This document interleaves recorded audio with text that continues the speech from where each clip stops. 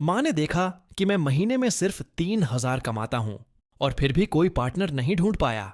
इसलिए उन्होंने एक महिला सीईओ को मेरी पत्नी बनाने का इंतजाम किया। सीईओ 168 सेमी लंबी है और कभी घर नहीं आती। उन्होंने मुझे खर्च करने के लिए बिना किसी सीमा वाला ब्लैक कार्ड भी दिया ताकि मैं अपने पहले प्यार के साथ उनकी डेट्स में खलल न डालूं।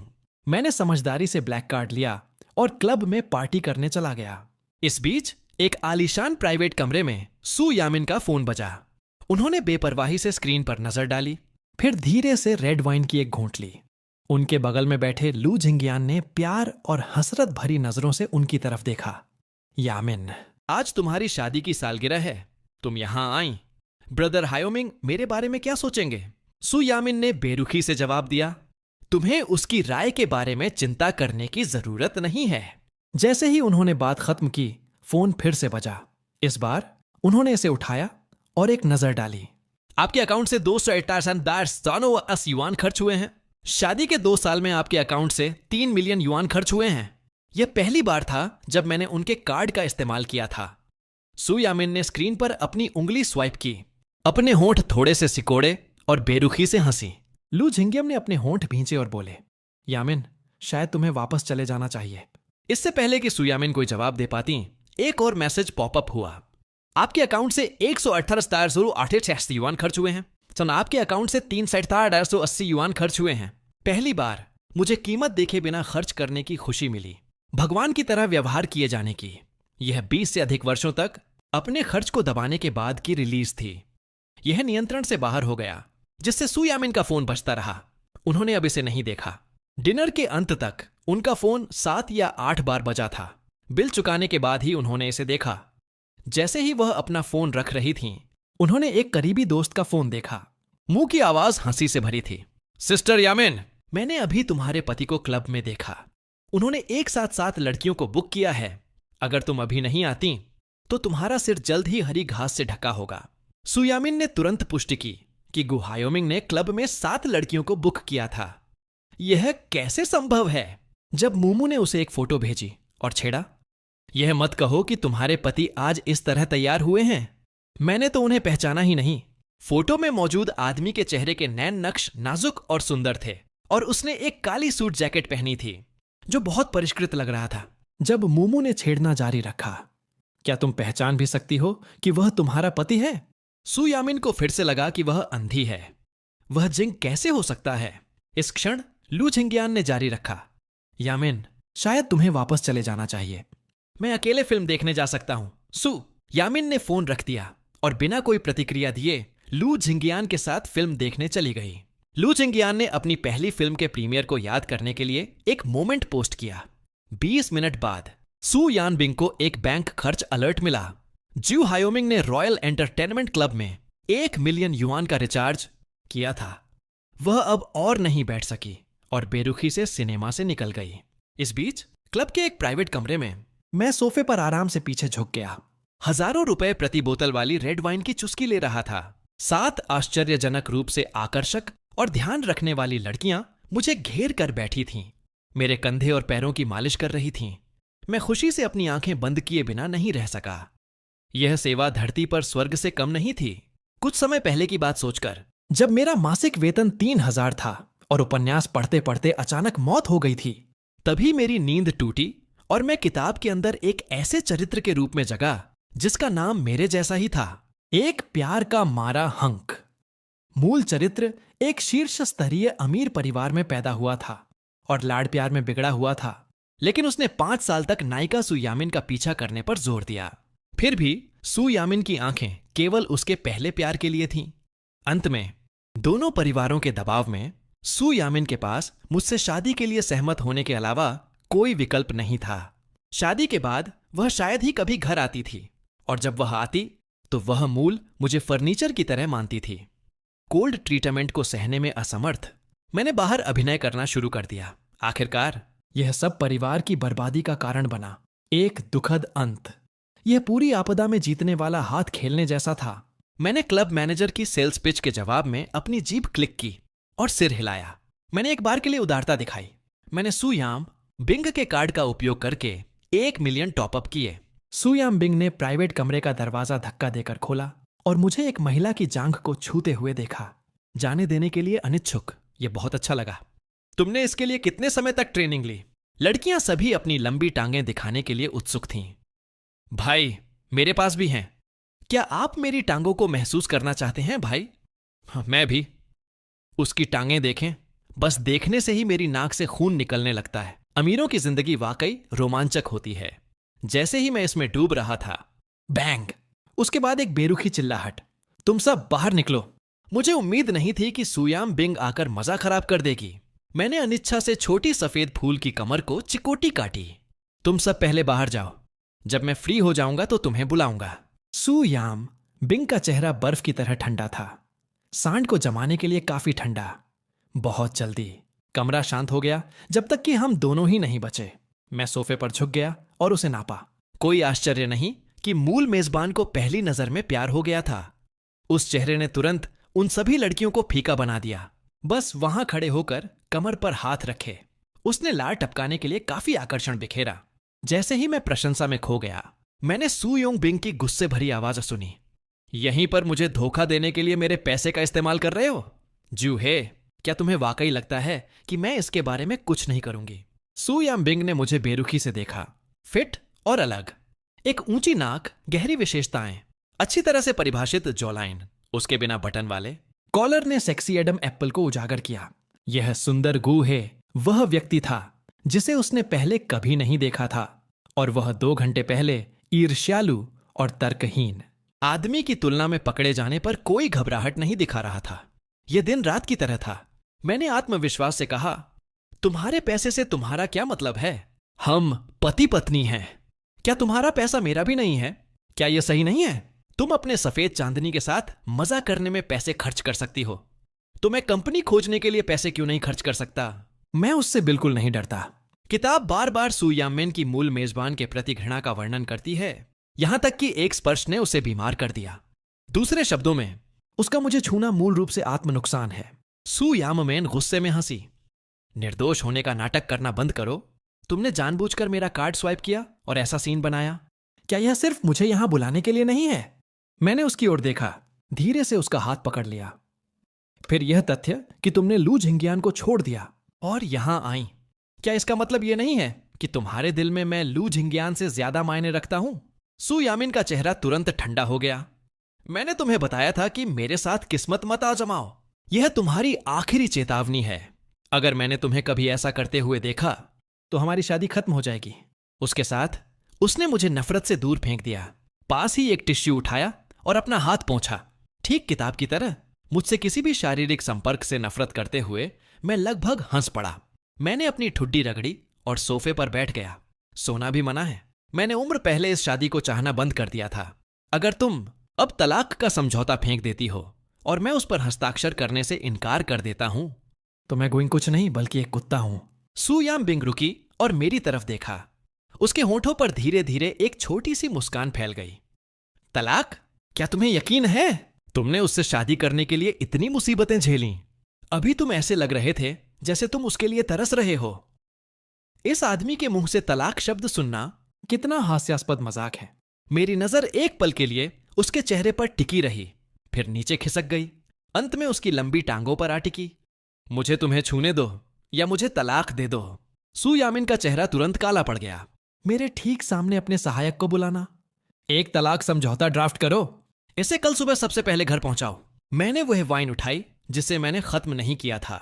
इसे खत्म किया ताकि बर्बाद न हो। फिर गिलास नीचे रख दिया। फिर मैं खड़ा हो गया। तुमने यह चुनाव किया है, पछताना मत। सू याम बिंग ने अपनी खूबसूरत भौहें सिकोड़ी। जैसे ही वह बोलने वाली थी, मैंने उसे पूरी तरह से नजरअंदाज किया, मुड़ा और चला गया। सू याम बिंग बेवकूफ खड़ी देखती रही। उसे ज्यादा यकीन हो गया कि मैं नशे में था।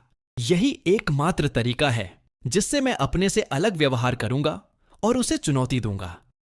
तलाक की बात घर पहुंचकर मैं सीधे ऊपर अपने कमरे में चला गया।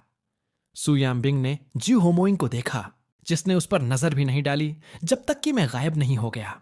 तभी उसने प्रतिक्रिया दी। वह सोफे पर बैठ गई। तलाक चाहने वाले आदमी की छवियां उसके दिमाग में तैर रही थीं। वह बेरुखी से हंसी। वह वाकई देखना चाहती थी कि जब कल उसके सामने तलाक के कागजात आएंगे तो वह कैसा दिखेगा। उस विचार के साथ सू यामिंग उठी और ऊपर चली गई। जैसे ही वह मेरे बेडरूम के दरवाजे के पास से गुजरी, वह वहीं रुक गई। उसने अंदर से मेरी आवाज सुनी। आज एक अच्छा दिन है, मेरी सारी इच्छाएं पूरी हो रही हैं। कल एक और शानदार दिन है, समय बर्बाद करने के लिए बहुत कीमती है। सू यामिन ने मुझे नशे में भूत की तरह विलाप करते हुए सुना। वह मुझे शांत करने की कोशिश करने के लिए नीचे झुकी। जब उसने दरवाजे के घुंडी को घुमाया तो उसे एहसास हुआ कि मैंने इसे लॉक कर दिया है। वह आदमी जो घर पहुंचते ही हर बार एक योजना का उपयोग करता था, बस मेरे साथ सोने के लिए अब दरवाजा बंद पाया। दरवाजे के पीछे से मेरा गाना जारी रहा। मेरा मानना है कि मैं वह हूं जो मैं हूं। मेरा मानना है कल में, मेरा मानना है असीम यौवन में। मुझे इतना नशे में और बेकाबू देखकर सू यामबिंग अंततः मुड़ी और चली गई। जिस कमरे में मैं रुका था वह मास्टर बेडरूम था, क्योंकि सू योंगबिंग ने मूल मेजबान के साथ एक ही कमरे में सोने से इनकार कर दिया था। उसने इसके बजाय अतिथि कमरा चुना। अब यह कमरा मूल मेजबान का अकेला हो गया था। मैंने चारों ओर आलीशान कमरे को देखा। डिजाइनर कपड़ों से भरी अलमारी और सभी महंगी लग्जरी घड़ियों को देखकर खुशी से गा रहा था, कितना आरामदेह। मैं 2 लोगों के लिए बने आलीशान बाथटब में भीग गया, फिर बड़े नरम आरामदायक बिस्तर पर लेट गया। यह एक सपने जैसा लग रहा था, इतना सुंदर। यह असली नहीं लग रहा था। अगली सुबह सू यामिन उठी। उसने देखा कि मेज पर सामान्य रूप से कोई नाश्ता तैयार नहीं था, न ही कोई उसे बेसब्री से देख रहा था। उसने मेरे बेडरूम के दरवाजे पर एक नजर डाली और अपने होठों को थोड़ा सिकोड़े बिना नहीं रह सकी। जैसा कि अपेक्षित था, यह आदमी होश में आने के बाद कछुए की तरह अपने खोल में छिपने की कोशिश कर रहा होगा। कल रात मेरी साहसी तलाक घोषणा के बारे में सोचकर वह फिर मुस्कुराई। उसने तलाक के कागजात कॉफी टेबल पर फेंक दिए और फिर ऑफिस चली गई। मैं इतने आरामदायक बिस्तर पर कभी नहीं सोया था, इसलिए मैं तब तक सोया जब तक मैं स्वाभाविक रूप से नहीं जगा। दोपहर हो चुकी थी। यह देखकर कि मैं अभी भी आलीशान कमरे में हूं, मैंने एक बार फिर पुष्टि की कि मैं वास्तव में किताब में प्रवेश कर चुका हूं। मैंने एक बार फिर प्लॉट के माध्यम से हल किया।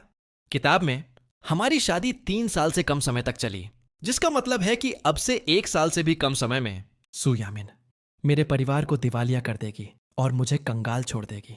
उपन्यास केवल व्यापार युद्ध पर संक्षेप में छूता है। मुझे नहीं पता था कि सू यामिन ने किन तरीकों का इस्तेमाल किया, लेकिन अमीरों की जिंदगी बहुत अच्छी होती है। कोई रास्ता नहीं कि मैं अपने परिवार को दिवालिया होने दूं। मैं उठा, खुद को संवारा और नीचे चला गया। कॉफी टेबल पर तलाक समझौता देखकर मैंने पेन उठाया और तुरंत उस पर हस्ताक्षर कर दिए। 1 सेकंड के लिए भी हिचकिचाना तलाक के प्रति अपमानजनक लगेगा। फिर मैंने अपनी जेब से सू यामिन का कार्ड निकाला और उसे तलाक समझौते के ऊपर रख दिया। फिर मैंने मूल मेजबान की महत्वपूर्ण चीजें लीं और गू परिवार में लौट आया। जब मेरी मां ने मुझे लौटते हुए देखा तो उन्होंने तुरंत जो कर रही थीं उसे छोड़ दिया और दौड़कर आईं। हे, तुम इस समय घर क्यों हो? क्या सू यामिन ने तुम्हें बाहर निकाल दिया? मैं मुस्कुराया और सिर हिलाया। नहीं, सच में नहीं। मेरी मां को स्पष्ट रूप से मुझ पर विश्वास नहीं हुआ। आमतौर पर इस समय मैं सू यामिन के लिए लंच लाने में व्यस्त रहता था। मेरे पास उनके लिए समय कैसे हो सकता है? मेरी मां आगे बढ़ी, मेरा हाथ पकड़ लिया और कहा, तुमने घर आने से पहले फोन क्यों नहीं किया? मैं नौकरों से तुम्हारे पसंदीदा व्यंजन तैयार करवा सकती थी। हे, तुमने अपना हेयर स्टाइल कब बदला? यह बहुत अच्छा लग रहा है। यह आउटफिट भी बहुत अच्छा लग रहा है। तुम बहुत सुंदर लग रहे हो। मेरी मां की आंखें मुझ पर टिकी थीं जब वह मेरी ओर देख रही थीं, जब वह मुझसे बात कर रही थीं। उन्होंने आंटी जोंग को मेरे कुछ पसंदीदा व्यंजन पकाने के लिए बुलाया। हर हाव भाव दिखाता था कि वह अपने बेटे को देखकर कितनी खुश थीं। मुझे तुम्हारे पापा को फोन करने दो और उन्हें भी लंच के लिए घर बुलाने दो। मेरे पास उन्हें रोकने का समय नहीं था। इससे पहले कि उन्होंने नंबर डायल कर दिया था, मैंने घर के चारों ओर देखने का मौका लिया। जितना ज्यादा मैंने देखा उतना ही ज्यादा खुशी महसूस हुई। फोन खत्म करने के बाद उन्होंने मेरा हाथ पकड़ लिया और पूछती रही कि मैं कैसा हूं। यह स्पष्ट था कि जब मैं मूल मेजबान सू यामिन से शादी कर ली थी तो मेरी मां लगातार चिंतित रहती थी कि मैं खुश नहीं हूं। हे ओम, अगर कुछ गलत है तो तुम्हें मम्मी और पापा से बात करनी चाहिए। हम हमेशा तुम्हारा सहारा रहेंगे। मेरे सामने खड़ी इतनी सुंदर और गर्मजोशी से भरी महिला को देखकर मैं किताब में उसके दुखद अंत के बारे में सोचे बिना नहीं रह सका। मैं खुद को गले लगाने से नहीं रोक सका। अपने दिल में मैंने उसकी किस्मत बदलने का पक्का फैसला किया। मेरी मां का शरीर थोड़ा कड़ा हो गया, उनके बेटे को इस तरह गले लगाए कितना समय हो गया था। मम्मी, मुझे माफ कर दो। पिछले कुछ सालों में मैंने तुम्हें चिंतित किया। ऐसा फिर नहीं होगा। मेरी बातें सुनकर मेरी मां की आंखें तुरंत लाल हो गईं। जब से मेरी शादी हुई, मैं शायद ही कभी घर आता था, और अगर मैं आता भी तो वह हमेशा सू यामिन की वजह से होता था। तब उसने कहा था कि जबरदस्ती खरबूजा मीठा नहीं होता, लेकिन मैंने उससे शादी करने पर जोर दिया। मैं उनका इकलौता बेटा था। उन्होंने हमेशा मुझे अपने दिल में रखा था। जब मैंने सू यामिन से शादी करने पर जोर दिया तो उन्होंने मुझे दे दिया। शादी के बाद मुझे नाखुश देखकर मेरे गर्व और रोशनी को धीरे धीरे फीका पड़ते हुए देख रही थीं। यह ऐसा था जैसे मेरी पूरी दुनिया सू यामिन के इर्द गिर्द घूमती हो। उन्हें एहसास होने लगा कि कुछ गलत था। मेरी मां के रूप में उन्होंने यह सब देखा और दर्द को गहराई से महसूस किया। मैंने उनकी आवाज में घुटन सुनी। मैंने उनकी लाल आंखों में आंसू उमड़ते देखे। मैं उनके आंसू पोंछने के लिए ऊपर पहुंचा। उन पर मुस्कुराते हुए मैंने कहा, मम्मी देखो, मैं अब बिल्कुल ठीक हूं। मेरी मां ने अपने बेटे की ओर देखा और महसूस किया कि मैं इस बार बहुत बदल गया हूं। जैसे मैं बहुत पहले जैसा था वैसा ही हो गया हूं। जैसे ही लंच तैयार हुआ, मेरे पापा भी घर आ गए। वह वार्नर को भी अपने साथ लाए। वार्नर मेरे पापा के अच्छे दोस्त की बेटी थी। वह मूल मेजबान से 3 साल बड़ी थी। दोनों माता पिता को खोने के बाद वह अपनी दादी के साथ रहती थी, लेकिन बुजुर्गों के लिए उसकी परवरिश करना मुश्किल था। इसलिए गू परिवार ने उसे अंदर लिया और अपनी बेटी की तरह उसकी परवाह की। उन्होंने जीवन और शिक्षा में उसका पूरा समर्थन किया जब तक कि उसने कॉलेज स्नातक नहीं कर लिया। कॉलेज के दौरान वह गू ग्रुप में पार्ट टाइम काम करती थी। ग्रेजुएशन के बाद वह कंपनी में एक वरिष्ठ कार्यकारी बन गई। मैंने चोरी छिपे उसकी ओर देखा और उसकी नजर से नजर मिली जब वह मेरी ओर देख रही थी। उपन्यास में मूल मेजबान उसे हमेशा बड़ी बहन के रूप में देखता था। जब मैं सू यानबिंग का पीछा कर रहा था तो मैं अक्सर उसे बताता था कि मैं सू यानबिंग को कितना पसंद करता हूं और उससे सलाह और विचार मांगता था। उसने मूल मेजबान को जो दिखाया वह हमेशा एक बड़ी बहन की छवि थी। उसने मुझे प्यार किया, मेरी रक्षा की, मेरी मदद की, लेकिन कभी रेखा पार नहीं की। यहां तक कि पाठकों को भी कभी संदेह नहीं हुआ जब तक कि उन्हें पता नहीं चला कि सू यामिन और मेरा तलाक हो गया। वनेर मुझे ढूंढने गई। उसने मुझे कार दुर्घटना के दृश्य पर देखा। उसने मुझे कांपते हुए उठाया और मुझे खून से लथपथ देखा। उसकी आंखें तुरंत लाल हो गईं। वह मेरे मुंह के कोने से खून पहुंचती रही। उसकी आवाज बेजान थी जब उसने कहा, हेंगडॉट, मुझे पछतावा है कि मैंने तुम्हें तब नहीं रोका। उसकी आंखों में गहरा जज्बात मिटाना नामुमकिन था। उस पल वह अब और छिपाना नहीं चाहती थी। वह चाहती थी कि मैं जानूं कि वह मुझे कई सालों से पसंद करती थी। वह मुझे बेताबी से रखना चाहती थी, लेकिन चाहे वह कुछ भी करती, वह नहीं कर सकती थी। वह बस इतना ही कर सकती थी कि मेरी जिंदगी को धीरे धीरे उसकी आंखों के सामने फिसलते हुए देखे। यह उसी पल था जब मैंने उसके प्रति प्यार और नफरत दोनों महसूस की। तभी मेरी मां ने मुस्कान के साथ उसका स्वागत किया। वनेर, तुम भी यहां हो। मैंने भी उसे नमस्ते कहा। वनेर जी ने मुझे थोड़ा प्यार भरी आवाज के साथ देखा। क्या तुम आमतौर पर रोजाना उसे लंच लाने में व्यस्त नहीं रहते? आज तुम दोपहर में घर आने के लिए कैसे तैयार हो गए? मैं मुस्कुराया और सिर हिलाया। इन दिनों बहुत गर्मी है। उसने कहा कि मेरे लिए लंच लाना बहुत थका देने वाला है, इसलिए उसने मुझे न लाने को कहा। जैसे ही मैंने यह कहा, न केवल वनेर बल्कि मेरे माता पिता भी मेरी ओर मुड़े। उनके हाव भाव स्पष्ट रूप से संदेह दिखा रहे थे, जैसा कि अपेक्षित था। जो लोग मेरी सबसे ज्यादा परवाह करते हैं विश्वास नहीं करते कि सू यामिन मेरे प्रति दयालु होगी। विषय बदलने के लिए मैं वनेर की ओर मुड़ा। वनेर जी, कंपनी हाल ही में कैसा कर रही है? यह सुनकर वनेर ने मुझ पर एक नजर डाली। हम हाल ही में कई बड़ी परियोजनाओं पर काम कर रहे हैं। अगर हम उन्हें सुरक्षित कर सकते हैं तो कंपनी एक नए स्तर पर पहुंच जाएगी। मैंने उलझन में उसकी ओर देखा। कई बड़ी परियोजनाओं पर काम कर रहे हैं। क्या होगा अगर कैश फ्लो साथ नहीं देता? क्या होगा अगर पूंजी श्रृंखला टूट जाती है और सू परिवार बस चुपचाप बैठकर देखता है? वनेर थोड़ा मुस्कुराई। हम कुछ बड़ी परियोजनाओं को संभाल सकते हैं। कंपनी इसे प्रबंधित कर सकती है। मैंने सिर हिलाया और उसे गंभीरता से देखा। मुझे लगता है कि मौजूदा बाजार की स्थिति बहुत अच्छी नहीं है। कंपनी के लिए सबसे महत्वपूर्ण चीज स्थिरता है। हमें यह सुनिश्चित करना चाहिए कि कंपनी के सामने आने वाले संभावित जोखिमों को संभालने के लिए पर्याप्त कैश फ्लो हो। मैं बहुत ज्यादा नहीं कह सकता था, इसलिए मुझे अप्रत्यक्ष रूप से इसकी ओर इशारा करना पड़ा। वनेर ने मेरी ओर देखा। उसकी नजर में जांच का एक निशान दिखाई दे रहा था। हे, जब से तुमने कंपनी में रुचि लेना शुरू किया, मुझे इसका एहसास हुआ। मूल मेजबान ने कभी कंपनी के मामलों की परवाह नहीं की।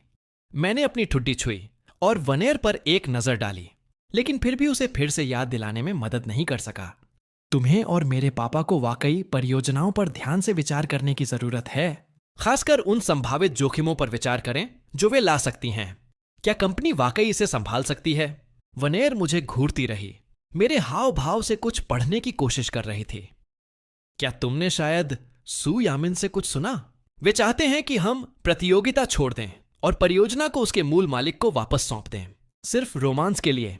परिवार पहले सू परिवार की बहुत मदद करता था। अब अचानक उन्हें परियोजना लेने से रोकना, वनेर के लिए ऐसा सोचना सामान्य है।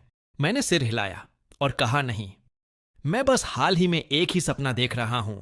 सपना देख रहा हूं कि हमारी परिवार कंपनी दिवालिया हो गई। इसलिए मैं वाकई चिंतित हूं। और चुप रहा, लेकिन स्पष्ट रूप से कुछ गलत है। मैं बहुत हिचकिचाया, फिर दूर से अपने माता पिता पर एक नजर डाली। मैं उसके करीब झुका और अपना हाथ उठाकर अपना मुंह ढक लिया। वास्तव में मैंने सू यामिंग परिवार को नीचे लाने की बात करते हुए सुना था। यह कहने के बाद मैं पीछे हट गया। फिर मैंने गुड़ के कान लाल होते देखे। मुझे उम्मीद नहीं थी कि मैं वास्तव में उसे फ्लर्ट करूंगा। अजीब तरह से नाटक किया कि मैंने ध्यान नहीं दिया। अपनी आवाज नीची करके समझाया कि मुझे डर था कि मेरे माता पिता इसे संभाल नहीं सकते, इसलिए मैंने उन्हें कंपनी के बारे में बताने की हिम्मत नहीं की। मैं यह सब नहीं समझता, इसलिए मैं केवल तुम पर भरोसा कर सकता हूं। गुड़ सोफे पर पीछे झुक गई, बेपरवाही से अपना कान रगड़ते हुए मेरी ओर देख रही थी। तो हे ओमिंग, तुम्हारे बारे में क्या? तुम क्या योजना बना रहे हो? इससे पहले कि मैं जवाब दे पाता, मेरी मां आई और हमें खाने के लिए बुलाया। मैंने स्वादिष्ट व्यंजनों से भरी मेज देखी। तुरंत बहुत अच्छा लगा। मेरी मां ने मुझे थोड़ा खाना परोसा, मुझे ज्यादा खाने को कहा। उन्होंने कहा, मैंने हाल ही में वजन कम किया है। अच्छाइयों से भरी मेज को देखकर मैंने अपनी लार निगल ली। मैंने इतने लंबे समय से घर का बना खाना नहीं खाया, इसलिए भूख से मेरा वजन कम हो गया। बस मुझे कुछ दिनों के लिए घर पर रहने दो, मैं निश्चित रूप से इसे वापस पालूंगा। मेरी मां ने मुझे यह कहते सुना। वह मेरी थाली में और खाना रखती रहीं। अगर तुम्हें घर का बना खाना चाहिए, मम्मी अब से हर दिन किसी से तुम्हारे लिए इसे मंगवाएंगी। मैंने अपना हाथ हिलाया और कहा, जरूरत नहीं है मम्मी, मैं अब से घर पर ही रहूंगा। एक पल के लिए मेरे माता पिता और कुड़ सभी ने जो कर रहे थे वह रोक दिया और मेरी ओर देखा। मैं भी रुका, फिर गंभीरता से उनकी ओर देखा और कहा, मम्मी, पापा, वनेर, मैं सू यामिंग को तलाक देने की योजना बना रहा हूं। मैं सोचता था कि जब तक मैं कड़ी मेहनत करूंगा, मैंने सोचा कि मैं उसे मुझसे प्यार करा सकता हूं, लेकिन अब मैं जानता हूं कि तुम प्यार के लिए मजबूर नहीं कर सकते। मैं अब उसे प्यार नहीं करना चाहता। अब मैं बस वापस आना चाहता हूं और तुम सबके साथ रहना चाहता हूं। मैंने इसे बहुत स्वतंत्र रूप से कहा, बिना उदासी या अनिच्छा के। लेकिन मूल मालिक की सू यामिंग के लिए भावनाएं गु परिवार के दिमाग में गहरी जड़ें जमा चुकी थीं। मेरे माता पिता ने मेरी ओर देखा। उन्हें विश्वास नहीं हुआ कि मैं बस ऐसे ही जाने दे सकता हूं। तुम कुछ कह क्यों नहीं रहे? क्या तुम मुझे नीचा देख रहे हो? सोच रहे हो कि मैं तुम पर निर्भर रहने आया हूं? जब मैंने यह कहा तो मेरी मां ने प्रतिक्रिया दी और मुस्कुराई। हम कैसे कर सकते हैं? तुम्हारा वापस आकर मेरे साथ रहना मुझे किसी भी चीज से ज्यादा खुश करता है। मेरे पापा ने अपना फोन उठाया और मेरे अकाउंट में और 10 मिलियन ट्रांसफर किए। जब चाहो वापस आओ, यह परिवार तुम्हें 10 जन्मों तक सहारा दे सकता है। अपने सामने अपने माता पिता को देखकर मैं थोड़ा भावुक हो गया। उपन्यास में मूव परिवार दिवालिया होने के बाद मेरे पापा अपनी बहू के मास्टरमाइंड होने का सदमा बर्दाश्त नहीं कर सके। हाई ब्लड प्रेशर के कारण ब्रेन हैमरेज हुआ। वह कोमा में चले गए और एक वेजिटेबल बन गए। मेरी मां दोहरा झटका सहन नहीं कर सकी। वह डिप्रेशन में चली गई और आखिरकार आत्महत्या कर ली। मैं वह सब बदलना चाहता हूं, उन्हें भी बचाना चाहता हूं। जैसे ही मैं अपनी चॉपस्टिक्स नीचे रखने वाला था, अचानक एक हल्की आवाज बोली, मेरे बारे में क्या? गोरे को नहीं पता था कि उसने कब मुझे घूरना शुरू कर दिया था। उसका चेहरा थोड़ा जलन दिखा रहा था, जैसे मेरे माता पिता के स्नेह के लिए प्रतिस्पर्धा कर रही हो। मैंने उसे एक नजर डाली।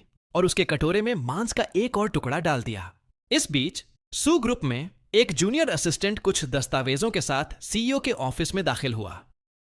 प्रेसिडेंट सू, वह आज आपके लिए लंच नहीं ला रही है। सू यामिंग ने समय पर एक नजर डाली। आमतौर पर अब तक वह मेरे लिए लंच ला चुकी होती। उसे मुझसे तलाक का इतना डर है, वह अब मुझे खाना लाने की हिम्मत भी नहीं करती।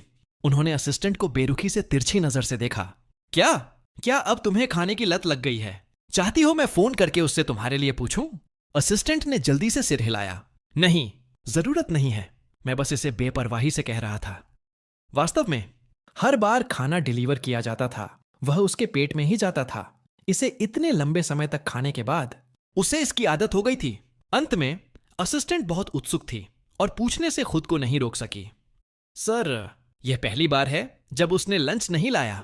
प्रेसिडेंट सू को अप्रसन्न देखकर उसने जल्दी से हस्ताक्षरित दस्तावेज उठाए और चली गई।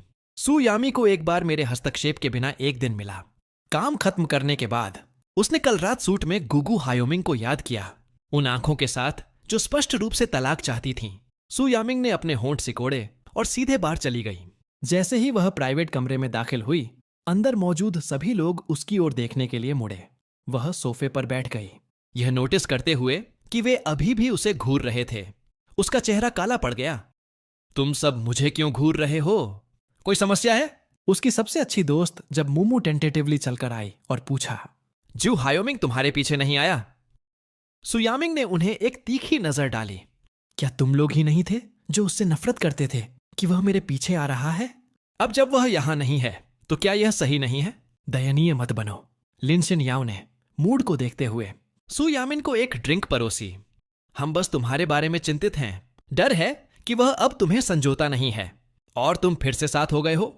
सू यामिन की करीबी सहेलियों के रूप में वे किसी और से बेहतर जानती थीं कि वह जहां भी थी, जू हायोमिंग पीछे पीछे आता। वह कभी भी एस्कॉर्ट्स के लिए क्लब नहीं जाता। सू यामिन को अकेला छोड़ना तो दूर, और सोनिया छुट्टी के लिए जाना। सू यामिन का पूरा चेहरा ठंडा हो गया। अगर तुम्हारी आंखें बेकार हैं तो बेहतर होगा कि तुम उन्हें दान कर दो। जब मुमू हंसी, हे, जब तक तुम्हें उसकी परवाह नहीं है। यह ठीक है, आओ हम सब यामिन के लिए एक टोस्ट पीते हैं।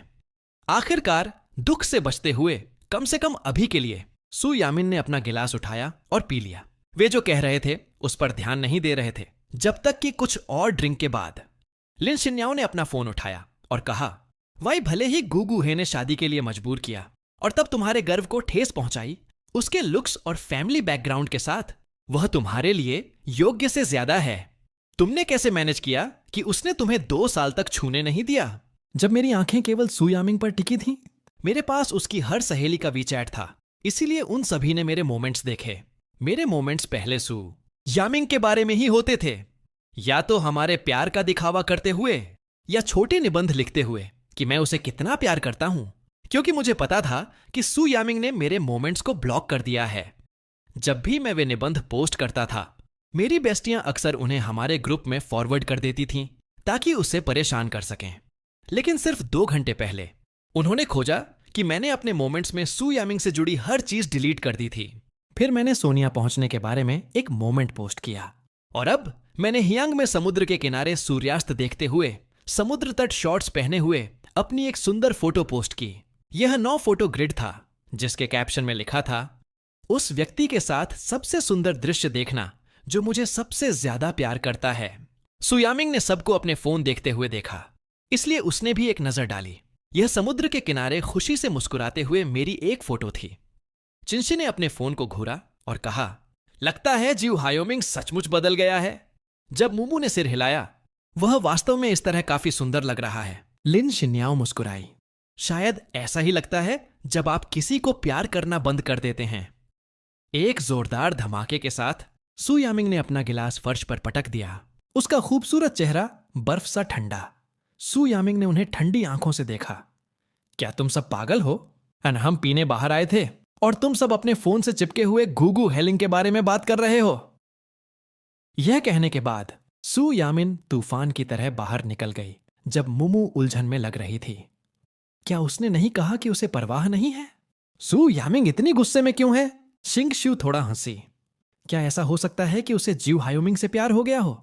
लिन शिन याओ ने आंखें सिकोड़ी और कहा, चाहे वह गुगु हायोमिंग को पसंद करे या न करे, मुझे पता है कि मैं उसे थोड़ा पसंद करने लगी हूं। जब मुमू और शिंशु दोनों ने उसकी ओर देखा, तुम मजाक कर रही हो है ना? सु यामिंग कार में बैठी, अपना फोन निकाला और वीचैट खोला। मेरे मोमेंट्स को स्क्रॉल किया और देखा कि मैंने क्या पोस्ट किया था मेरे वीचैट चैट फीड में। तभी उसे एहसास हुआ कि मैं छुट्टी के लिए ही कांग गया था। तस्वीरें मुस्कानों से भरी थीं, जो मेरी आंखों तक पहुंच रही थीं। अंदर से रोशनी निकल रही थी। चाहे वह सिर उठाए हुए साइड प्रोफाइल हो या सीधे कैमरे का सामना कर रही हो, हर कदम असली खुशी दिखा रहा था। मेरी आंखें दुनिया की सारी खूबसूरती थामे हुए लग रही थीं। लेकिन वह जू हायोमिंग था, वह जिसकी आंखों में या तो उसके लिए प्यार या दूसरों के प्रति नाराजगी दिखती थी। एक अमीर परिवार का एक अनुचित लाड़ प्यार में बिगड़ा हुआ बच्चा। एक व्यक्ति रातों रात नहीं बदलता। सु यामिंग को विश्वास नहीं हुआ। उन तस्वीरों में मी असली मैं था, दूसरे शायद न जाने, लेकिन वह अपने दिल में साफ तौर पर जानती थी। जियो हायोमिंग तलाक की बातचीत से बच रहा था। मोमेंट्स में वे तस्वीरें पोस्ट करना सिर्फ उसे खुश करने के लिए था। लेकिन मेरा इरादा जानते हुए भी वह उन असामान्य रूप से सरल तस्वीरों से वापस खींची चली गई। इस बीच मैं हियांग में अपनी पहली छुट्टी का आनंद ले रहा था। यह वह जगह थी जहां मैं जीवित रहते हुए सबसे ज्यादा जाना चाहता था। हल्की हवा, समुद्र के किनारे आनंद लिया गया सीफूड का दावत। समुद्र के किनारे के रात के दृश्य ने मुझे केवल एक एहसास दिया, दुनिया कितनी सुंदर है। मेरे पिछले जीवन में मेरे पास कभी पर्याप्त पैसा नहीं था। मुझे कभी इस तरह की जिंदगी का अनुभव करने का मौका नहीं मिला। न ही मेरे पास रिकॉर्ड करने लायक कुछ सुंदर था। लेकिन अब मुझे लगता है कि रिकॉर्ड करने लायक बहुत सारे सुंदर पल हैं, जैसे स्वादिष्ट भोजन, सुंदर दृश्य और परिवार का प्यार। अगली सुबह मैं डाइविंग जाना चाहता था, इसलिए मेरी मां ने मुझे डाइविंग सिखाने के लिए एक प्राइवेट महिला कोच को काम पर रखने में पैसे खर्च किए। मुझे मूंगा चट्टानों के माध्यम से बुनने और मछलियों के स्कूलों के साथ तैरने में मजा आया। यह आरामदेह और आनंददायक था। इस बीच सु ग्रुप के प्रेसिडेंट के ऑफिस में सु यामिंग ने अपने व्यस्त कार्यक्रम के बीच अपनी मां का फोन रिसीव किया। यामिन, मेरी बेटी गुयोमिंग दूसरी औरत के साथ छुट्टी पर क्यों गया? क्या तुम दोनों का झगड़ा हुआ था? सु यामिंग ने भौहें सिकोड़ी और कहा, नहीं। सु की मां ने सख्ती से कहा, अगर कुछ नहीं हुआ तो वह दूसरी औरत के साथ इतना अंतरंग क्यों होगा? और जानबूझकर मोमेंट्स पर पोस्ट भी किया। सु यामिंग ने मेरे मोमेंट्स को पाया और देखा कि मैंने अभी कुछ मिनट पहले एक डाइविंग वीडियो शेयर किया था। मैंने इसे कैप्शन भी दिया था, पहली बार डाइविंग, एक खुशी जिसे शब्द बयां नहीं कर सकते। वीडियो में एक औरत थी जो कभी कभी मेरा हाथ पकड़ती थी और मेरा सहारा बनने में मदद करती थी।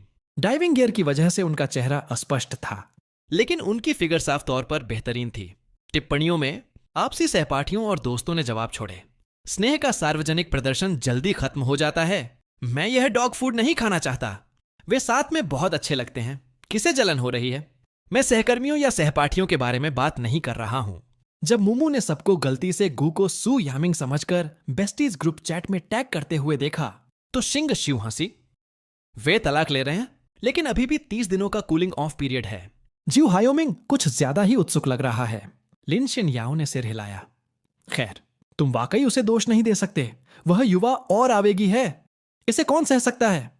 उनके जवाब का सामना सिस्टम नोटिफिकेशन से हुआ। सु यामिन ने ग्रुप छोड़ दिया है। तुम में से किसी के पास कोई अक्ल नहीं है।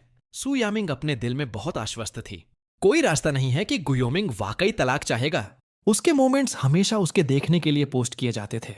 कल से अब तक गुयोमिंग ने उससे संपर्क नहीं किया था, लेकिन मोमेंट्स को लगातार अपडेट कर रहा था। इतने सारे अपडेट्स का स्पष्ट मतलब था कि वे उसके लिए थे। यह डाइविंग वीडियो पोस्ट करना पिछली बार क्लब में महिला मॉडलों को ऑर्डर करने जैसा ही था। बस उसका ध्यान खींचने की एक रणनीति, उसे चिंतित करने की कोशिश करना ताकि वह उसके पास जाए और बाहर निकलने का रास्ता दे। मेन्यू यामिंग बेरुखी से हंसी। गुयू हायोमिंग वाकई खुद को बहुत ज्यादा समझता है। उसका मुझे परेशान न करना बिल्कुल वही है जो मैं चाहती थी। सु यामिंग ने फोन एक तरफ फेंक दिया और काम करना जारी रखा, वापस बिजनेस संभालने के लिए। लेकिन गुगु हायोमिंग का भारी बदलाव समय समय पर उसके दिमाग में चमकता रहा, जिससे वह तेजी से चिड़चिड़ी और बेचैन हो गई। उसने अपने असिस्टेंट को बुलाया और अपना शेड्यूल खचाखच भर दिया। शाम को वह लू जिंगियान को बाय परिवार की बर्थडे पार्टी में ले गई। जल्द ही सू यामिंग और लू जिंगियान के बैंक्वेट में शामिल होने की खबर हॉट सर्च लिस्ट में ट्रेंड कर रही थी। सू यामिंग अक्सर लू जिंगियान को शाम के बैंक्वेट में लाती थी, लेकिन सू यामिंग और गुगु हायोमिंग की भव्य लाइव स्ट्रीम शादी जो ऑनलाइन वायरल हो गई थी, अभी भी सभी पर गहरी छाप छोड़ गई थी और न तो मीडिया और न ही रिपोर्टर्स ने उन्हें नाराज करने की हिम्मत की। कोई भी उनके निजी जीवन के बारे में गपशप करने का जोखिम नहीं उठाएगा, लेकिन हर बार जू हायोमिंग हॉट सर्च देखता, वह सोचता कि लू जिंगियान सू यामिंग को बहकाने की कोशिश कर रहा है और उसका सामना करने, उसे चेतावनी देने या उसे मारने भी जाता। सू यामिंग होटल लौटी और ट्रेंडिंग खबर देखी। उसका दिमाग गुयोमिंग के पागलपन भरे विस्फोट और उस छुट्टी की खुशी के बीच स्विच करता रहा। उसे अप्रत्याशित रूप से प्रत्याशा का हल्का सा एहसास हुआ। वह नहाकर बिस्तर पर चली गई। इस बीच मैं सुबह डाइविंग गया और दोपहर में सर्फिंग। यह शुद्ध खुशी थी। उस रात नहाने के बाद मैं लेट गया, अपना फोन उठाया और देखा कि मूल मेजबान के मुखबिर ने मुझे सू यामिंग और लू जिंगियान के बारे में ट्रेंडिंग खबर भेजी थी। मैंने एक नजर डाली। Same frame, no scandal. मैं उनके लिए चिंतित हो रहा था। मैं बस जवाब देने ही वाला था कि मैं अब सू यामिंग के बारे में कुछ नहीं जानना चाहता। जब गुड ने मुझे वीडियो कॉल किया मजा करते हुए, मैंने सिर हिलाया। हां, मैं बहुत अच्छा समय बिता रहा हूं। गुड ने भी अभी अभी नहाया था। वह अभी भी तौलिए से अपने बाल सुखा रही थी, ताजा नहाकर निकली थी। उसकी नजर में आकर्षण का एक संकेत था। उसकी त्वचा खास तौर पर साफ और चमकदार लग रही थी। उसके होंठ नम और थोड़े लाल थे। मैंने लगभग अपनी इच्छाओं पर नियंत्रण खो दिया, लगभग अपनी हवस को रोक नहीं सका। अनाथ ने मेरी ओर देखा और कहा कि वह भी जाना चाहती है, भले ही वह मुझे हरा न सके। मैंने उस पर एक नजर डाली। बस अपने काम पर ध्यान दो। मैंने पिछली बार जो कहा था वह मजाक नहीं था। सू, वह वाकई कंपनी के खिलाफ हो जाएगी। तुम्हें पहले से तैयारी करनी होगी। पूरी कंपनी तुम पर निर्भर है। ग्वाओ ने जो कर रही थी वह अपने हाथों से रोक दिया। उसने सीधे मेरी ओर घूरा। क्या तुम्हें डर नहीं है कि सू यामिंग की तरह मेरी नजरें भी कंपनी पर हैं? मैं मुस्कुराया और सिर हिलाया। नहीं, मुझे तुम पर भरोसा है। अनाथ ने मुझे गर्मजोशी भरी नजर से देखा। मुझे उम्मीद नहीं थी कि वह शेर भी उसे शर्मा देगा। मुझे बातचीत जल्दी खत्म करनी पड़ी। ठीक है, देर हो रही है, मैं सोने जा रहा हूं। तुम्हें भी जल्दी सो जाना चाहिए, गुड ने प्रत्याशा से कहा। मुझे तोहफा लाना मत भूलना। बिस्तर पर लेटे हुए यह सोचते हुए कि बोर ने मूल मुझे सालों तक चोरी छिपे प्यार किया था, मैंने उसकी इस छोटी सी विनती को पूरा करने का फैसला किया। अगले दिन सू यामिंग जागी और अपना फोन चेक किया। ट्रेंडिंग टॉपिक अभी भी था, लेकिन आश्चर्यजनक रूप से गुगु हे ने उससे संपर्क नहीं किया था, न ही रिकॉर्डिंग टीम के किसी व्यक्ति ने। वह फिर से मेरे मोमेंट्स को खोलने से खुद को नहीं रोक सकी। उसने देखा कि मैंने अभी 5 मिनट पहले एक नया अपडेट पोस्ट किया था।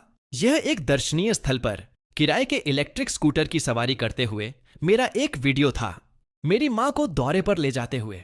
वीडियो में मेरा सुंदर चेहरा खुशी का अवतार लग रहा था। सुंदर दृश्य भी फीके पड़ गए। सू यामिन अवाक रह गई। जू हायोमिंग वापस नहीं आया था। वह अभी भी यात्रा कर रहा था। उसके पास मोमेंट्स पर पोस्ट करने का समय भी था। कोई रास्ता नहीं था कि उसने ट्रेंडिंग खबर न देखी हो। लेकिन न केवल वह वापस नहीं आया, वह और भी खुश लग रहा था। सू यामिन गुस्से में हंसी। उसने फोन एक तरफ फेंक दिया। इस बार वह सचमुच हारी।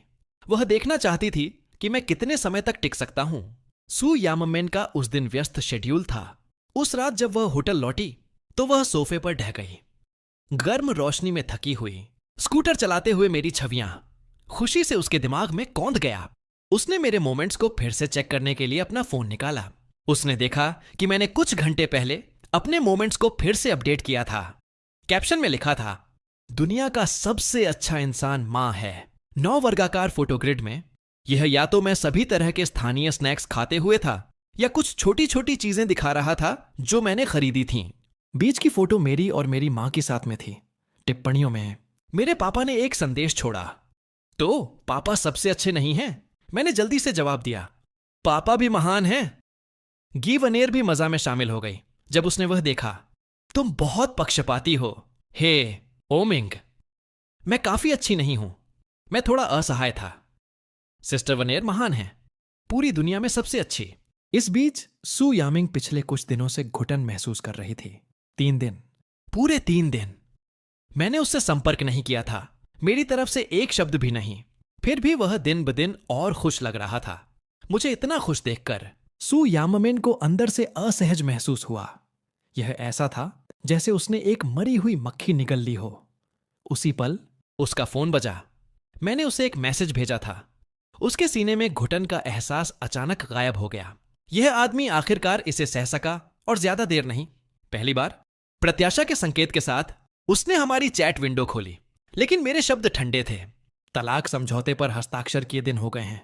क्या अब कागजी कार्रवाई को अंतिम रूप देने का समय नहीं आ गया है? सू यामिंग ने टेक्स्ट की उस लाइन को घूरा। उसकी खूबसूरत आंखें कांप उठीं। फोन पर उसकी पकड़ बार बार कसती गई। काफी देर बाद वह उठी, चली गई और घर की ओर चल दी। वह घर जहां रोशनी हमेशा चालू रहती थी, चाहे वह कभी भी वापस आए, अब बिल्कुल अंधेरा था। केवल बाहर का स्ट्रीट लैंप चुपचाप अपनी ड्यूटी कर रहा था। उसने लिविंग रूम में लाइटें चालू की और अंदर चली गई। घर खाली था। कोई नहीं था जो उसके घर आने का इंतजार कर रहा हो। कॉफी टेबल पर तलाक समझौता और उसका बैंक कार्ड पड़ा था। उसने तलाक के कागजात उठाए और उन्हें खोला। वहां एक हस्तलिखित हस्ताक्षर था। गुगू हायोमिंग। यह हड़ताली तौर पर साहसी था। कागज उसकी पकड़ में थोड़ा मुड़ गया। उसकी आंखों में भावनाओं का तूफान चल रहा था। गुगू हायोमिंग। बस कुछ दिन पहले वह आदमी जो कुछ दिन पहले उसके लिए ईर्ष्यालु था, वास्तव में उसे तलाक देने वाला था। यह कैसे संभव था? सू यामिन अविश्वास में उपहास किया। इस बीच गु निवास पर मेरी मां एक बड़े बैग से स्थानीय विशिष्टताएं निकाल रही थीं। उन्होंने उन्हें घर के कर्मचारियों को वितरित किया। ये वो चीजें हैं जो हायोमिंग ने कहा कि स्वादिष्ट थीं। वह तुम सबके चखने के लिए कुछ वापस लाया है। उपहार प्राप्त करते हुए सभी ने खुशी खुशी उन्हें धन्यवाद दिया। साझा करने की खुशी घर को भर गई। मेरे पापा भोजन के बाद की चाय पी रहे थे। अनाथ एक वर्क कॉल ले रहा था। हालांकि घर बड़ा था, लेकिन यह खाली या ठंडा नहीं था।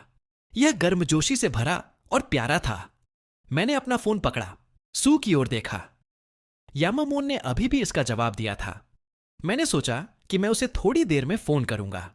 जीवा मेरे बगल में बैठी और पूछा, मेरा तोहफा कहां है? मैंने ऊपर देखा और उसकी साफ आंखों से मिला। उनमें प्रत्याशा का एक संकेत था। उन ब्यूटी फिल्टर्स के प्रभाव में उसके प्रति पक्षपाती न होना मुश्किल था। मैं उठा और अपना सूटकेस खोला। 2 छोटी नाइट लाइट्स निकाली। एक हड्डी से बनी थी और दूसरी सीपियों से बनी थी। तुम्हें कौन सी चाहिए? अनाथ ने दोनों को देखा। दूसरी किसके लिए है? मैंने उसके छोटे से विचारों को उजागर नहीं किया। यह मेरे लिए है, गुमीठी मुस्कान के साथ। उसने ड्रम टॉवर नाइट लाइट उठाई और उसे बार बार जांचा। मेरी मां ने उपहार देना खत्म किया। जब उसने मेरे हाथ में नाइट लाइट देखी तो उसने बेपरवाही से कहा, वह एक हायोमिंग द्वारा खुद बनाई गई थी।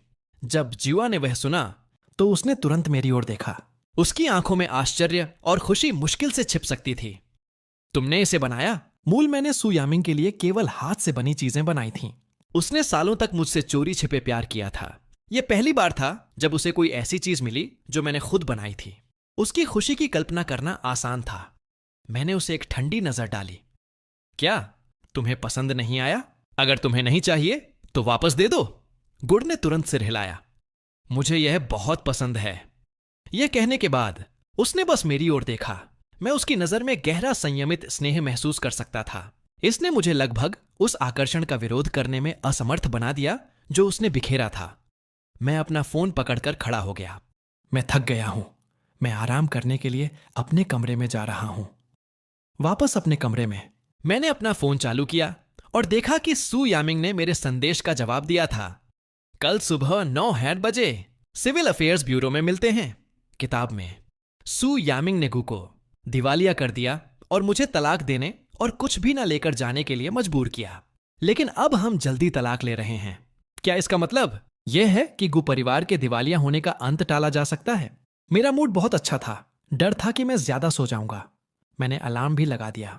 अगले दिन मैं अलार्म बजने से पहले ही जाग गया, यह सोचते हुए कि मैं अपनी आजादी वापस पाने वाला हूं। मैंने तैयार होने का प्रयास किया। नीचे जाते हुए मेरे पापा पहले ही नाश्ता खत्म कर चुके थे और काम पर चले गए थे। मेरी मां पिछले बगीचे से तोड़े गए फूलों को छांट रही थीं। जब उन्होंने मुझे देखा तो उन्होंने मुझे नाश्ते के लिए बुलाया। मैं जल्दी में था, इसलिए मैंने एक बहाना बनाया और जल्दी से चला गया। तलाक के बाद उन्हें सरप्राइज देने की योजना बना रहा था। मूल मुझे गाड़ी चलाना आता था, लाइसेंस था, लेकिन मुझे नहीं आता था। मैं किताब में ट्रांसमिग्रेट करने से पहले सिर्फ स्कूटर चलाना जानता था। मैं गरीब था, इसीलिए मैंने कभी गाड़ी चलाना सीखा ही नहीं। मैंने जो राइड ऑन ऑर्डर की थी उसने मुझे सिविल अफेयर्स ब्यूरो पर छोड़ दिया। 8:50 पर मैंने अपना फोन निकाला और सु यामिन को कॉल किया। मैं सिविल अफेयर्स ब्यूरो में हूं, तुम कब पहुंचोगी? उसने सिर्फ 2 शब्दों में जवाब दिया, रास्ते में हूं। मैं छाया में खड़ा रहा, 9:30 तक इंतजार करता रहा, उसके पूर्वजों को कोसता रहा, सभी सहायता करने वाली पीढ़ियों को। तभी मैंने सु याममेन की कार आते देखी। मैं इंतजार नहीं कर सका और उसकी ओर दौड़ा। सु याममेन ने कार की खिड़की से मेरी ओर देखा। ऐसा क्यों लग रहा था कि यह आदमी और भी सुंदर होता जा रहा है? मैं धूप में सु यानबिंग की ओर चला। मेरा पूरा शरीर रोशनी की तरह चमक रहा था। मेरे आसपास की हर चीज तुलना में फीकी पड़ गई। मैं कार के सामने रुका और खिड़की खटखटाई। तभी सु यामाइन ने अपना फेस मास्क हटाया, कार का दरवाजा खोला और बाहर कदम रखा। हमारी आंखें मिलीं। मेरी आंखों में उसका कोई निशान नहीं था, दुख का जरा सा भी संकेत नहीं, केवल अजनबीपन के संकेत के साथ एक हंसमुख मुस्कान। यह वह नहीं था जिसकी उसने उम्मीद की थी। मैंने महज उसे एक शांत नजर डाली। चलो, यह कहने के बाद मैं मुड़ा और सिविल अफेयर्स ब्यूरो के प्रवेश द्वार की ओर चल दिया। मेरे कदम हल्के थे, उत्सुकता और प्रत्याशा से भरे हुए। यह उसी पल था जब सु याममोन को एहसास हुआ कि मैं सचमुच तलाक चाहता हूं। वह मेरी पीठ को घूरती रही और जबरदस्ती शादी की एक याद उसके दिमाग में कौंध गई। हालांकि इसे 2 साल से ज्यादा हो चुके थे, लेकिन यह अभी भी ज्वलंत था, जैसे कल ही हुआ हो। मुझसे शादी करने के लिए मजबूर होना उसके लिए हमेशा एक अपमान रहा था। जिस पल हमारी शादी हुई थी, वह अपने गर्व को भुनाने के दिन का इंतजार कर रही थी। वह दिन कभी नहीं आया और मैं पहले से ही तलाक चाहता था। मैं कुछ कदम चला, फिर नोटिस किया कि वह अभी भी वहीं खड़ी थी। मैंने आह भरी, वापस मुड़ा और पूछा, क्या हुआ? वह चुप रही और मुझे अचानक एक बुरा एहसास हुआ। यह मत कहना कि तुम अपने दस्तावेज भूल गई। तुम बिना दस्तावेज लाए तलाक लेने आई हो। मैंने शांत रहने की कोशिश की। फिर जल्दी करो और किसी से उन्हें तुम्हारे पास मंगाओ। सु याममेन ने अपना चेहरा ठंडा रखा, बस बिना एक शब्द कहे मेरी ओर देखती रही। मैं अवाक था। किसी को बुलाओ फिर, तुम बस मुझे क्यों घूर रही हो? तभी सु याममेन आखिरकार हिली, बेपरवाही से समय पर एक नजर डाली। उसने आखिरकार अपना मुंह खोला। मेरी 2 बजे मीटिंग है, तलाक के बारे में बाद में बात करते हैं। उसके शब्दों ने मुझे स्तब्ध कर दिया। भौहें सिकोड़ते हुए मैंने जवाब दिया, हम यहां पहले से ही हैं, दूसरी ट्रिप क्यों करें? बस मीटिंग टाल दो, कागजी कार्रवाई पूरी करने में ज्यादा समय नहीं लगेगा। हमारे लिए मिलना आसान नहीं था। अगली बार बहुत सारे वेरिएबल हैं, मैं इंतजार नहीं करना चाहता। मैंने यह इसलिए कहा क्योंकि मुझे याद आया कि सु याममेन अक्सर लू जिंगियान के लिए मीटिंग्स टाल देती थी। इसलिए मीटिंग स्पष्ट रूप से इतनी महत्वपूर्ण नहीं थी। लेकिन जैसे ही मैंने बोलना खत्म किया, सु याममोन ने मेरी ओर देखा और उसका चेहरा बदल गया। यह ऐसा था जैसे मैंने कोई अक्षम्य अपराध किया हो, हाई स्कूल के गोइंग से भी ठंडा। क्या तुम्हें सच में लगता है कि तुम्हारे मामले हमेशा सबसे महत्वपूर्ण होते हैं? हजारों कर्मचारियों की जिंदगी तुम्हारे तलाक जितनी महत्वपूर्ण नहीं है। तुम खुद को बहुत ज्यादा समझ रहे हो। मैं उसके विस्फोट से कुछ सेकंड के लिए स्तब्ध रह गया। यह पाखंडी। यह तब ठीक था जब लू जिंगियान ने उसे मीटिंग्स टालने के लिए मजबूर किया, लेकिन जब मैंने उससे एक टालने को कहा तो अचानक यह सबकी आजीविका को प्रभावित करता है। और क्या तलाक उसका भी काम नहीं है? सिर्फ मेरा नहीं। सु याममेन ने मुझे जवाब देने का मौका भी नहीं दिया। वह डांटने के तुरंत बाद चली गई। हमें तलाक लेना था, लेकिन वह देर से आई और बिना दस्तावेजों के। स्पष्ट रूप से मैं ही हूं जिसे गुस्सा होना चाहिए, लेकिन उसने कार का दरवाजा पटक दिया और काले चेहरे के साथ चली गई। मुझे बहुत गुस्सा आ रहा था। मैं कोसना चाहता था। मैंने सिंगल होने के बारे में एक जश्न मनाने वाली पोस्ट भी लिखी थी। मैंने योजना भी बनाई थी कि उस रात कहां पार्टी करनी है, और अब हमारा तलाक भी नहीं हुआ। मैं सुपरमार्केट गया और ढेर सारे स्नैक्स खरीदे। फिर स्टोरी ग्रुप गया। जब सु यामिंग अपनी मीटिंग से वापस आई तो उसने देखा कि मैं उसके ऑफिस के सोफे पर बैठा था और मेरे मुंह में एक मसालेदार पट्टी थी और गेम खेल रहा था। पूरे ऑफिस में मसालेदार स्नैक्स की महक आ रही थी। कॉफी टेबल स्नैक्स के ढेर से भरी थी, ऐसी चीजें जो मैं आमतौर पर कभी नहीं खाता। सु याममेन ने नफरत से भौहें सिकोड़ी। तुम यहां क्या कर रहे हो? अभी भी मसालेदार पट्टी चबा रहा हूं, अपने फोन को घूर रहा हूं। मैंने अपना सिर भी नहीं उठाया। तुम्हारा इंतजार कर रहा हूं। सू याम और पांव के बीच में मुझ पर एक नजर डाली, फिर अपनी कुर्सी की ओर चली और बैठ गई। उसने मेरी ओर देखा और पूछा, किस चीज का इंतजार कर रहे हो? जंक फूड खाने का, गेम खेलने का। तुमने अपनी पॉलिश रिच बॉय इमेज को पूरी तरह से छोड़ दिया है। गु हायोमिंग का यह वर्जन बहुत अपरिचित लग रहा था। तभी मैंने अपना गेम रोका, ऊपर उसकी ओर देखा और कहा, हमारा तलाक आज सुबह खत्म नहीं हुआ। मुझे पता है कि तुम व्यस्त हो, इसलिए मैंने सोचा कि मैं यहां इंतजार करूंगा जब तक तुम फारिग न हो जाओ और हम फिर से जा सकते हैं। सू यामिंग ने मुझे बेरुखी से घूरा। मेरे पास आज के बाकी समय के लिए समय नहीं है। मैंने उस पर फिर से नजर डाली। संदेहास्पद होकर मैंने पूछा, तो तुम कब फ्री होगी? सू यामन ने अपने पास के दस्तावेज उठाए। जब मैं फ्री होंगी तो तुमसे संपर्क करूंगी। मुझे लगा कि वह मुकर रही है। अगर वह सचमुच तलाक चाहती, वह समय कैसे नहीं निकाल सकती थी। लेकिन वह क्यों मुकर रही होगी? वह मूल मुझे इतना नापसंद करती थी। क्या तलाक एक राहत नहीं होगा? या वह अभी भी मुझे तड़पाना चाहती थी? हालांकि किताब की नायिका ने यह नहीं कहा। मूल मुझ के प्रति उसका रवैया जबरदस्ती शादी करने को लेकर स्पष्ट रूप से नाराजगी दिखाता था। जितना ज्यादा मैं उसका प्यार चाहता था, उतना ही ज्यादा उसने मुझे अप्राप्य स्नेह का दर्द सहने पर मजबूर किया। अब जब मैं तलाक चाहता हूं, तो क्या वह मुझे जाने की चाहत रखने लेकिन न जा पाने के दर्द का अनुभव कराने की कोशिश कर रही है? मैं गुस्से में खड़ा हो गया। सू यामिंग, क्या तुम तलाक नहीं चाहती? मैं तुम्हें 3 दिन देता हूं। अगर तुम 3 दिनों में मेरे साथ तलाक को अंतिम रूप देने नहीं गई, तो मैं कोर्ट में तलाक के लिए अर्जी दूंगा। मैं तुम्हारी राय नहीं मांग रहा हूं, मैं तुम्हें सूचित कर रहा हूं।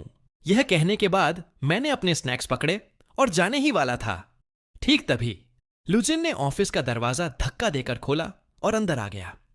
जब उसने मुझे देखा तो उसकी आंखों में डर का एक निशान कौंध गया। क्या मैं गलत समय पर आया?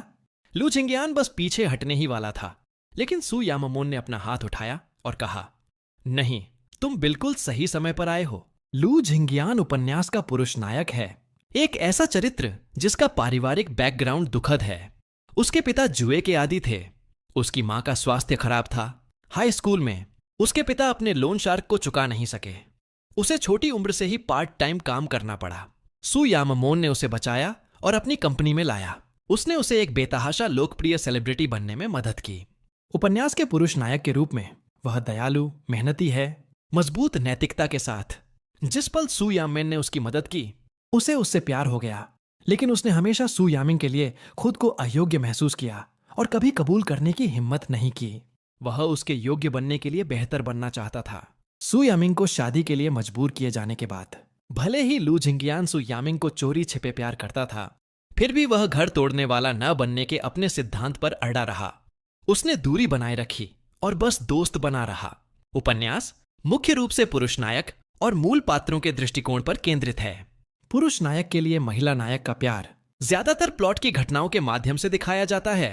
मैंने जो पढ़ा है उसके अनुसार अभी तक कोई कबूलनामा नहीं हुआ है, इसलिए एक दूसरे के लिए उनका आपसी लेकिन मूक स्नेह पाठकों से असीम सहानुभूति और प्रत्याशा अर्जित की। जबकि मूल मैं, दुष्ट प्रतिपक्षी, लगातार अपने पतन की ओर धकेला जा रहा था। इस क्षण मैं जाने ही वाला था। मैंने सूयान पर एक नजर डाली, फिर से लू झिंगियान पर। मैं जल्दी से निकल गया, एक ईमानदार मुस्कान के साथ। तुम दोनों आगे बढ़ो और बात करो, मैं बाधा नहीं डालूंगा। जैसे ही मैं लू झिंगियान के पास से गुजरा, मैंने साफ तौर पर महसूस किया कि वह झिझक गया और पीछे हट गया। मैं वाकई उसे दोष नहीं दे सकता था। मूल मैंने हमेशा उसके साथ एक मालकिन की तरह व्यवहार किया था, मेरी शादी बर्बाद कर रहा था। हर बार जब मैं उसे देखता, मैं उसे सबक सिखाने की कोशिश करता। मैंने 1 से ज्यादा बार उसे पीटने के लिए लोगों को काम पर रखा था। अब खुद को भुनाने के लिए जाते जाते मैंने ऑफिस का दरवाजा भी धीरे से बंद कर दिया। लू झिंगियान हैरान होकर घूरता रहा। जब मैं चला गया, फिर सू यामिंग की ओर देखा। उसने उसे बंद दरवाजे को घूरते हुए देखा। उसका चेहरा बर्फ सा ठंडा। जब लू झिंगियान स्थानीय विशिष्टताओं को पकड़े हुए आगे बढ़ा, उसने देखा कि सू यामन ने अपने हाथ में मौजूद दस्तावेजों पर सब जगह खरोंचें बना दी थीं। कागज अर्थहीन डूडल से भरा था। सू यामिंग ने नजरें हटा लीं, आंखें उठाईं और पूछा, तुम यहां क्यों हो? लू झिंगियान मुस्कुराया और बैग मेज पर रख दिया। श्यांग से कुछ स्थानीय विशिष्टताएं। मुझे लगा कि वे काफी अच्छी हैं, इसलिए मैं तुम्हारे लिए कुछ ले आया। मेरी मां के लिए डॉक्टर ढूंढने में मदद करने के लिए धन्यवाद। बोलने के बाद उसने संयमित स्नेह के साथ उसकी ओर देखा। क्या तुम सचमुच भाई हाओमिन को तलाक दे रही हो? इस बीच मैं अपने स्नैक्स लेकर बाहर निकला और सू यामिन के हस्ताक्षर लेने के लिए दस्तावेज पकड़े हुए असिस्टेंट से टकराया।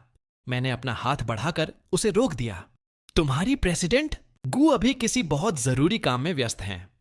जहां तक उन दस्तावेजों की बात है, लू जिंगियान के बाहर आने तक इंतजार करो और फिर उन्हें अंदर ले जाना।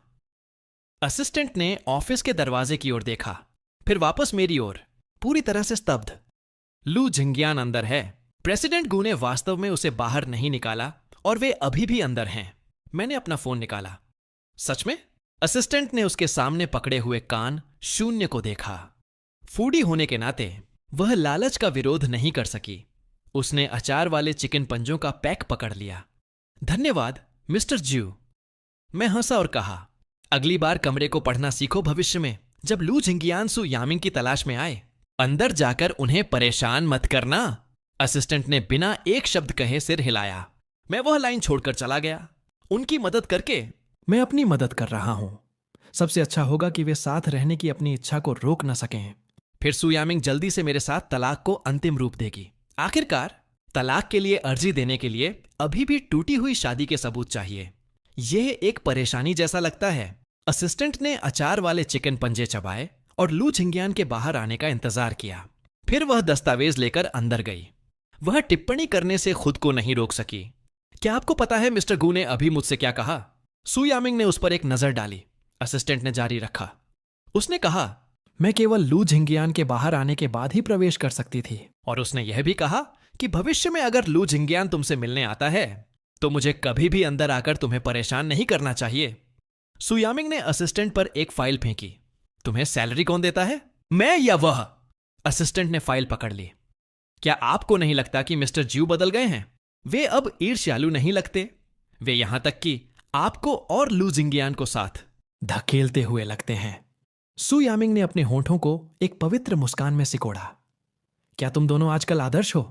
असिस्टेंट ने तुरंत अपना मुंह बंद कर लिया। उसने हस्ताक्षरित दस्तावेज उठाए और भाग गई। सू यामिंग ने पेन डेस्क पर फेंक दिया। उसके होठों पर मुस्कान धीरे धीरे फीकी पड़ गई। उसकी नजर धीरे धीरे गहरी हो गई। मैं सू यामिंग की कंपनी से बाहर निकला। जब मैंने समय चेक किया तो दोपहर होने ही वाली थी। मैं मम्मी के साथ लंच करने के लिए टैक्सी पकड़कर घर गया। फिर मैंने पास के ड्राइविंग स्कूल के लिए ऑनलाइन सर्च किया और क्लास के बारे में पूछने के लिए फोन किया। आखिरकार गैरेज में इतनी सारी स्पोर्ट्स कारें हैं और मैं केवल उन्हें देख सकता हूं। चला नहीं सकता। यह ईमानदारी से दर्दनाक है। मूल मालिक के पास लाइसेंस था। मुझे बस गाड़ी चलाना सीखना है। ड्राइविंग स्कूल के पास एक समर्पित ट्रेनिंग ग्राउंड था जो एकदम सही था। शेड्यूल करने के लिए कॉल करने के बाद मैं स्कूल के लिए एक कार लेकर गया, इस सिद्धांत का पालन करते हुए कि पैसे से लाइसेंस के लिए चीजें हो जाती हैं। मालिक को एक सुपर धैर्यवान और सुंदर महिला इंस्ट्रक्टर मिल गई। उसने मुझे आमने सामने सिखाया। मुझे मानना पड़ेगा, आपको वही मिलता है जिसके लिए आप भुगतान करते हैं। मैंने खुद को अविश्वसनीय रूप से अनाड़ी महसूस किया, लेकिन पूरी दोपहर के बाद सुंदर इंस्ट्रक्टर ने कभी आपा नहीं खोया। वह मुझे प्रोत्साहित करती रही, भावनात्मक समर्थन प्रदान करती रही, जो एक परफेक्ट 10 था। पूरी दोपहर बिताने के बाद मैंने आखिरकार बुनियादी बातें सीख लीं। इंस्ट्रक्टर को धन्यवाद देने के लिए मैंने बाद में उसे भोजन कराया। इस बीच जैसे ही सू यामिंग कंपनी से बाहर निकली, उसने वेणुमु यामिंग का एक संदेश देखा। हम पिछली बार गलत थे। हमने तुम्हारी भावनाओं पर विचार नहीं किया। आज रात हम तुम्हारे लिए एक डिनर होस्ट करेंगे। 20 मिनट बाद सू यामिंग उस रेस्तरां में दाखिल हुई जिसे जब मुमू ने रिजर्व किया था। उसने तुरंत एक परिचित व्यक्ति को देखा। वह आदमी खुशी से हंस रहा था। सूट यामिन धीरे धीरे चलकर आई। फिर उसने मुझे खुले तौर पर उस औरत की तारीफ करते हुए सुना। गोचेन, आपके लुक्स और आपकी फिगर के साथ आपके पास सब कुछ है। ड्राइविंग इंस्ट्रक्टर बनने पर क्यों समझौता करें? छोनो शेनशिन हंसी और समझाया कि वह वास्तव में इंस्ट्रक्टर नहीं थी। पता चला कि वह ड्राइविंग स्कूल के मालिक की बेटी थी, जिसे उसके पिता ने मुझे सिखाने के लिए मजबूर किया था, क्योंकि वह बर्बाद करने के लिए बहुत प्रतिभाशाली थी। मैं हंसने से खुद को रोक नहीं सका। जैसे ही मैं हंसा, मुझे अचानक एक ठंडी नजर महसूस हुई। मैंने सहज रूप से ऊपर देखा और सु यामिंग को साइड में खड़े देखा। उसका चेहरा बर्फ सा ठंडा। इससे पहले कि मैं कुछ कह पाता, सु यामिंग ने मेरा हाथ पकड़ लिया और मुझे रेस्तरां से बाहर खींच लिया। गुगु है, अभी हमारा तलाक भी नहीं हुआ है और तुम पहले से ही किसी फ्लूरी के साथ बाहर हो। मैंने ठीक अपने सामने खड़ी औरत की ओर देखा। इतने खूबसूरत चेहरे की क्या बर्बादी है? किसी का मिजाज इतना खराब कैसे हो सकता है? फिर मैंने अपनी कलाई रगड़ी। कौन सी फ्लूरी? ये बस किसी के साथ सामान्य डिनर था। बकवास मत करो। सु यामिंग ने मुझे एक ठंडी नजर दी। एक सामान्य भोजन? क्या तुम्हें लगता है कि मैं अंधी हूं? मैं उसका चेहरा नहीं देखना चाहता था, इसलिए मैंने आसमान की ओर देखा। अगर तुम्हें लगता है कि तुम अंधी हो तो मैं कुछ नहीं कर सकता। सु यामिंग गुगु हायोमिंग पर बेरुखी से हंसी। क्या तुम्हें लगता है कि यह अभी भी 2 साल पहले की बात है, जब मुझे तुम्हारे द्वारा की गई हर चीज सहनी पड़ती थी?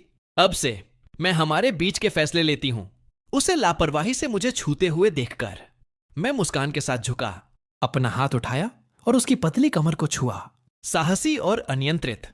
तो फिर तुम मुझे बताती क्यों नहीं कि तुम क्या चाहती हो? सु यामिंग ने घबराहट से घूंट भरी। उसका चेहरा काला पड़ गया क्योंकि उसने मेरी कलाई पकड़ ली, यह जानते हुए कि सु यामिंग मूल मैं द्वारा छुए जाने से कितनी नफरत करती थी। मेरा हर स्पर्श केवल मेरे प्रति उसकी घृणा को बढ़ाता था। उसका चेहरा काला पड़ते देखकर मैंने अपना दूसरा हाथ उठाया और उसका हाथ भी पकड़ लिया। उसे सकपकाते हुए जारी रखा, क्यों ना हम कोई होटल ढूंढें?